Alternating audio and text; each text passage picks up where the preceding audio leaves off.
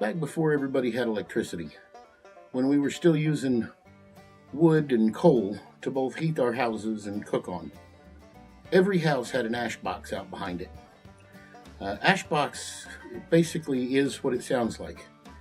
When they would empty the fireplaces or the stoves, they put the ash into a bucket, they'd carry that bucket out and they'd dump it into the ash box. Now, the ash box would have a hole in the bottom of it, or on the side of it, depending on how it was built. I've seen it done with wooden barrels, and I've seen it done with wooden boxes. In modern times, I've seen it done with plastic. So there'd be a hole in the bottom of it. Usually there'd be a layer of stone or gravel, then a layer of grass, and then they would start putting their ash on top of it. As the ash piled up, they would pour water over the top of it and put a bucket or a pot underneath the opening to collect the water as it seeped out. The water that seeps through hardwood ash picks up a lot of chemicals that are in that ash. One of those chemicals is lye. And lye has a lot of uses around the home. It did back then and it still does today. So just as an example of a couple of uses for lye, you can use it in preparing field corn to be edible by people. Once it's been run through the process, we call it grits. Or maza. Maza flour is also produced that way. Another thing that lye is used for is making soap. So I figured I would build an ash bucket, show you how it's done, go ahead and set it up and put the ashes from my grill in it. And then as time goes on and I build up a good pile of ashes in the bucket, we'll do some work with corn and we'll make some soap and we'll do a few other things with it, show you how useful it can be. So let's get started with that. If you're going to do an ash bucket, first thing you're going to need is a bucket. I got a white one here that I picked up at the hardware store. And I'm going to put a few holes in the bottom, actually in the side of it, so water can seep out. Just go ahead and unlock this and get a drill bit out.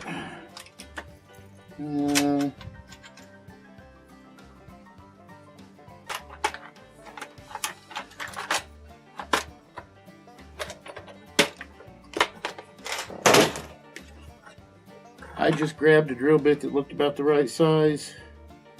It says it's 5/32. The only requirement of the holes that you put in the bottom of them is that they're smaller than the stones you're going to put into it. And I'm saved some of the pea gravel from doing the sink drain, which is what I'm going to put in the bottom of the bucket.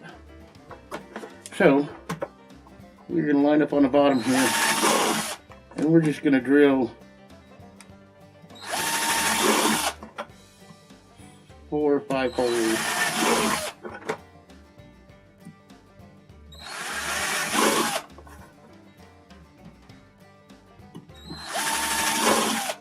Just like that. Now let's see. Yep, they're maybe 1/8 to 1/4 of an inch off the actual bottom of the bucket.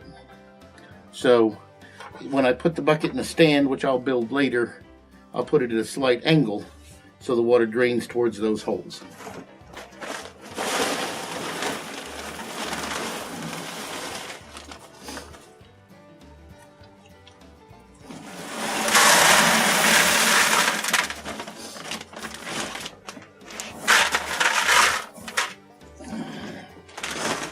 That put about 1 inch of pea gravel in the bottom of this bucket.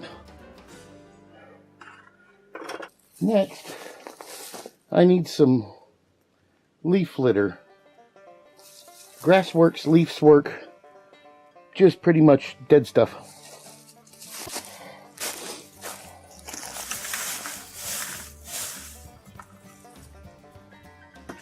Now, I have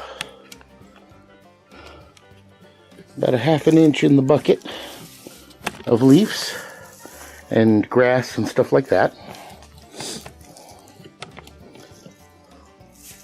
Next step going to be to empty my grill. My grill's got a good layer of ash in it.